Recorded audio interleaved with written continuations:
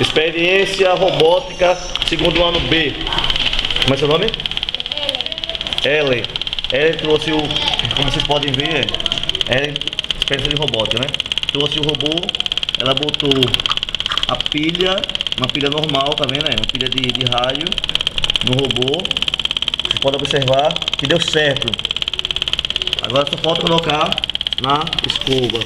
No caso, nós esquecemos, eu esqueci o alicate, mas deu certo. Tá vendo aí? Então, palmas! Palmas pra ela. A experiência. Vamos ver ela ligando.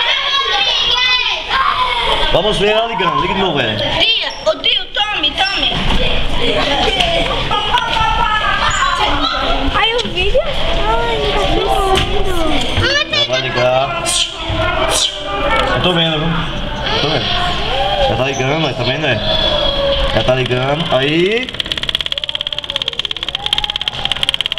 Então, experiência concluída.